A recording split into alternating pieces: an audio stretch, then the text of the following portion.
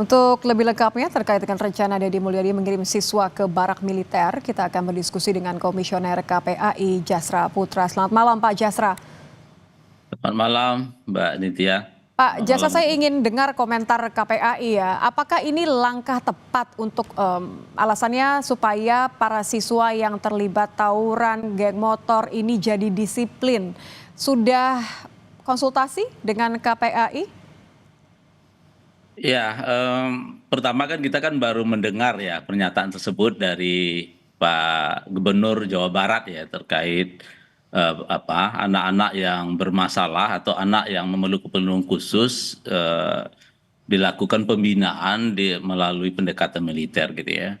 Dan tentu kami ada memberi catatan pertama, memang anak-anak yang memerlukan perlindungan khusus ini situasinya memang sudah di ujung ya, dan pengasuhan itu sudah orang tua sudah tidak mampu lagi gitu ya. Kemudian kita menemukan pada akhirnya situasi-situasi yang disampaikan oleh Pak Gubernur. Apalagi industri candu yang sangat luar biasa hari ini ya, seperti narkoba, kemudian game online, rokok gitu ya. So the problem is real, Kemudian artinya masalahnya memang nyata dan dianggap masalahnya perlu untuk ada solusi yang sesegera mungkin begitu ya. Tapi apakah solusi ini adalah solusi yang tepat? ya, nah oleh sebab itu kalau kita lihat selama ini kan model rehab itu kan ada 6 bulan ya. 6 bulan dan memang dalam catatan KPAI 6 bulan itu tidak cukup gitu ya. Apalagi keluarga tidak disiapkan gitu ya. Jadi ini tentu harus dibenahi, hulu hilir harus dibenahi gitu ya. Hulunya bagaimana pasca reintegrasi atau pengembalian pada orang tua, keluarga harus siap juga gitu ya. Jangan sampai katakanlah salah satu pendekatannya adalah pendisiplinan.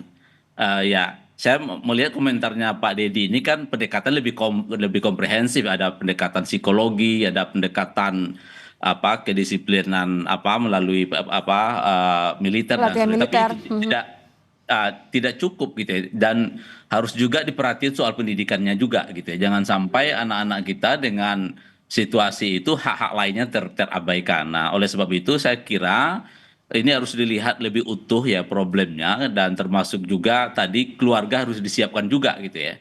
Jangan sampai katakan 6 bulan atau setahun dia direhab gitu ya, dilakukan berbagai macam pendekatan, Oke. dan ini betul pernah dilakukan oleh KPAI beberapa tahun yang lalu ya, kerjasama dengan TNI juga gitu ya, terkait anak-anak yang memerlukan perlindungan khusus, tapi di keluarga ini karena kita tidak siapkan maka dia kembali pada lingkungan semula gitu, Mbak. Maaf saya potong Ya, Pak. dia Jadi kalau KPAI melihat karena dia menyebutkan sudah pernah melakukan kerjasama dengan TNI. Jadi sebenarnya langkah pertama untuk yang dianggap sebagai solusi supaya mendisiplinkan anak-anak ini adalah pelatihan militer atau dikirimkan ke barak militer. Itu adalah ya, tahap satu awal hal yang tentu lakukan asesmen ya, asesmen apakah memang itu kebutuhannya gitu ya. Nah, saya kira ini harus dilihat gitu ya.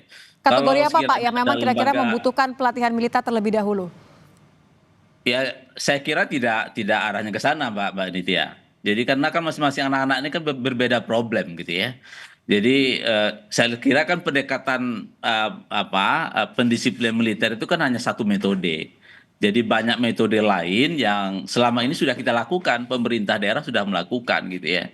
Namun problemnya adalah tidak tuntas, tidak selesai gitu dilakukan oleh rehab tersebut gitu ya. Oke. Alasannya konvensional, soal pembiayaan, SDM terbatas gitu ya. Yang pada akhirnya ketika anak ini diserahkan kepada keluarga anak yang bersangkutan, situasinya berulang gitu Mbak Nidia. Jadi ini tentu harus menjadi catatan kita, bukan lembaga rehabnya gagal gitu, tapi ya intervensi hulu hilirnya tidak disiapkan gitu ya.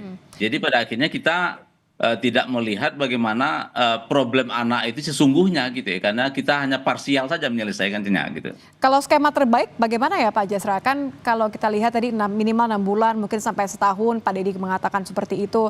Buat mereka yang memang masih terdaftar di bangku sekolah dan seharusnya mendapatkan sampai akhir, dikhawatirkan ini justru merenggut kesempatan dan hak mereka untuk menuntaskan pendidikan. Apakah memang harus lengkap gitu, jadi ya sekolah juga, tapi ada pendisiplinan juga. Bagaimana idealnya? Iya, kalau pendekatan hak anak ya harus harus komprehensif gitu ya. Pendidikannya, kesehatannya, kemudian termasuk juga soal situasi-situasi yang dialaminya gitu ya. Termasuk juga misalnya soal gangguan kejiwaannya gitu ya, lingkungan yang tidak mendukung, termasuk juga industri candu yang katakanlah menggerogoti anak-anak kita. Jadi Hmm. memang harus komprehensif gitu ya. Tidak boleh oh ini hanya cukup pendekatan pendisiplin militer ya, tapi apa problem misalnya soal apa gangguan kejiwaannya tidak diselesaikan, problem Mental ya. keluarga aja tidak diselesaikan, pada akhirnya kan kita akhirnya parsial menyelesaikannya, Mbak Nitya. Hmm. Jadi memang harus komprehensif, maka kuncinya adalah di asesmen awal, kemudian dilihat intervensinya. Kalau memang lembaga rehab selama ini mampu menyelesaikan itu, saya kira didorong ke sana gitu ya. Tapi kalau lembaga rehab yang ada katakanlah tidak mampu menampung dan tidak tersedia, mungkin bisa tempat-tempat rehab lain dengan tetap memperhatikan perspektif pelindungan anaknya gitu ya. Oke. Dan ini tentu harus disiapkan gitu ya. Terakhir Pak, singkat saja.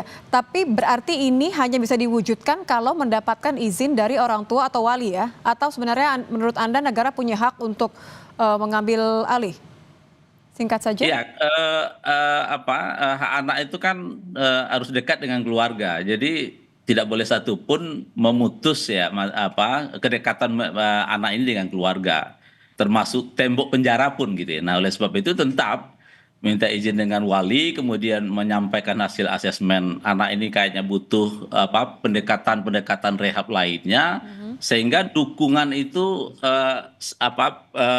saling diintervensi gitu, orang keluarga juga disiapkan, lingkungan disiapkan, kemudian anaknya juga siap gitu Baik. ya, dan anak ini juga diminta pendapatnya juga Mbak Nitya, karena salah satu prinsip pelindungan anak itu kan mendengarkan pendapat anak juga gitu ya, nggak boleh kita paksakan juga gitu ya terkait situasi yang dia alami gitu ya. Baik, jadi skemanya harus lengkap, tidak boleh hanya satu tujuan saja untuk disiplinkan anak ya. Terima kasih Pak Jasra Putra, Komisioner KPAI sudah bergabung bersama kami di Kompas Ya, Malam. Selamat malam Pak Jasra. sama-sama ya, malam Mbak Nitya.